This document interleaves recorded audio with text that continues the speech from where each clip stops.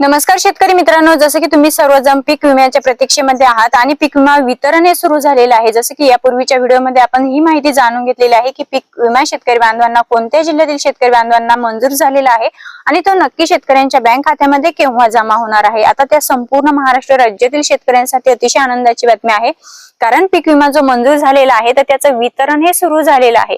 मग आता कोणत्या जिल्ह्यातील किती महसूल मंडळांमध्ये पीक विम्याचं वितरण सुरू झालेलं आहे, ही माहिती जी महत्त्वपूर्ण माहिती आहे ती माहिती आपण या व्हिडिओच्या माध्यमातून घेऊन आलेलो आहोत। त्यामुळे शेतकरी मित्रांनो, व्हिडिओ कुठेही स्किप न करता व्हिडिओ संपूर्ण पहा, जेणेकरून तुमचा जिल्हा कोणता आहे आणि तुमच्या जिल्ह्यामध्ये किती महसूल मंडळांना पीक विम्याचं वितरण केलं जाणार आहे किंवा मंजूर झालेलं आहे, वितरण सुरू झालेलं आहे, ही संपूर्ण माहिती तुमच्या लक्षात येणार आहे। तर शेतकरी मित्रांनो, आता यामध्ये संपूर्ण महाराष्ट्र राज्यातील संपूर्ण जिल्ह्यांचा समावेश आहे। जसं की 32 ते 33 जिल्ह्यांचा समावेश आहे।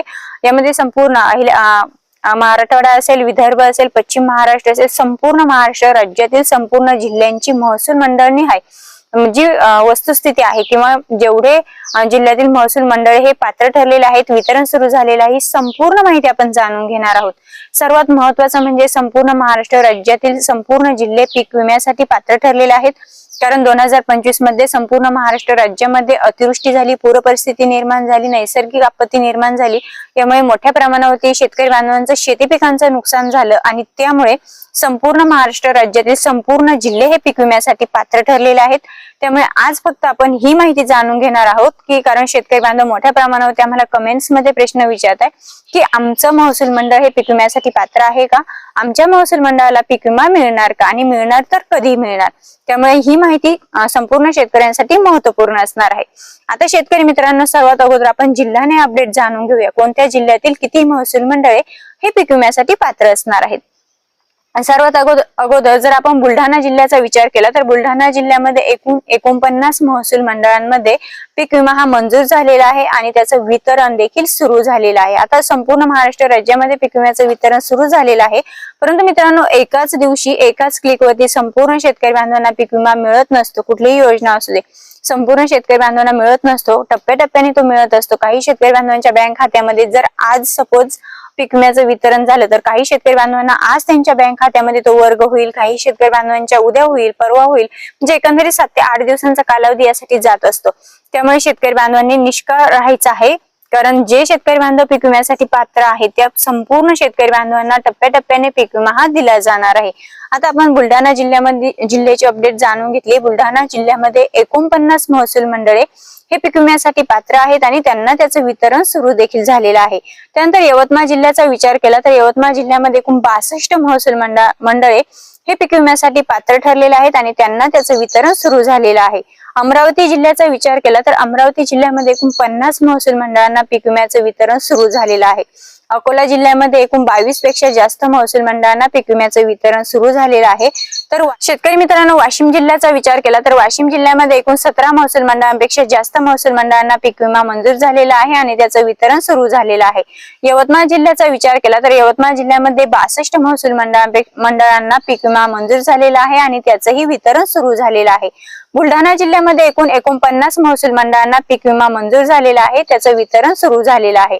त्यानंतर हिंगोली जिल्ह्यामध्ये 14 महसूल मंडळांना पीक विमा मंजूर झालेला आहे आणि त्याचंही वितरण सुरू झालेलं आहे। नांदेड जिल्ह्यामध्ये 93 म्हणजे सर्वात जास्त पीक विमा नांदेड जिल्ह्यासाठी मंजूर झालेला आहे। 93 महसूल मंडळांमध्ये पीक विमा मंजूर झालेला आहे आणि त्याचं वितरण सुरू होणार आहे। त्यानंतर परभणी जिल्ह्याचा विचार केला तर परभणी जिल्ह्यामध्ये एकूण 23 महसूल मंडळांमध्ये पीक विमा मंजूर झालेला आहे आणि त्याचं वितरण केलं जाणार आहे। धाराशिव जिल्ह्यामध्ये एकूण 46 महसूल मंडळांपैकी 33 महसूल मंडळांना पीक विमा मंजूर झालेला आहे, वितरण सुरू झालेलं आहे आणि जे उर्वरित महसूल मंडळ आहेत जे की पीक विम्यासाठी पात्र ठरलेले आहेत परंतु त्यांना अद्यापही पीक विमा वितरण सुरू झालेलं नाहीये, तर त्याही महसूल मंडळातील शेतकरी बांधवांनी घाबरण्याचं कारण नाहीये, त्यांना पुढील टप्प्यामध्ये पीक विमा वितरण हे केलं जाणार आहे। त्यानंतर परभणी जिल्ह्याचा विचार केला, परभणी जिल्ह्यामध्ये एकूण 23 महसूल मंडळांमध्ये पीक विमा मंजूर झालेला आहे आणि तो वितरणही सुरू झालेला आहे। धाराशिव जिल्ह्याचा विचार केला तर 46 महसूल मंडळांपैकी 33 महसूल मंडळांना पीक विमा वितरण सुरू झालेलं आहे। लातूरमध्ये 60 महसूल मंडळांना पीक विमा वितरण सुरू झालेलं आहे।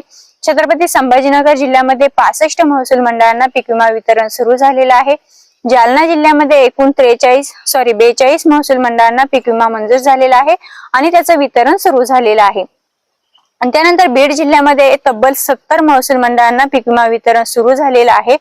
आणि जे काही उर्वरित जिल्हे आहेत, आता पश्चिम महाराष्ट्रातील जिल्ह्यांचा जर विचार केला त्यामध्ये अहिल्यानगर जिल्ह्यामध्ये एकूण 89 महसूल मंडळांना पीक विमा मंजूर झालेला आहे आणि त्याचं वितरण सुरू झालेलं आहे।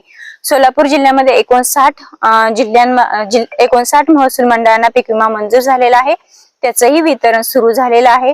धाराशिव असेल, नागपूर असेल, चंद्रपूर असेल, याशिवाय नागपूर असेल, चंद्रपूर असेल, गडचिरोली असेल, भंडारा असेल, गोंदिया असेल, नाशिक असेल, या जिल्ह्यांमध्येही पात्र शेतकरी बांधवांच्या खात्यामध्ये पीक विम्याची रक्कम ही थेट शेतकरी बांधवांच्या बँक खात्यामध्ये जमा केली जात आहे। म्हणजेच शेतकरी बांधवांना पीक विम्याचं वितरण जे की जिल्हे पात्र ठरलेले आहेत त्या जिल्ह्यातील महसूल मंडळे, जेवढे महसूल मंडळांना पीक विमा मंजूर झालेला आहे त्या संपूर्ण महसूल मंडळांमध्ये पीक विम्याचं वितरण हे सुरू करण्यात आलेलं आहे।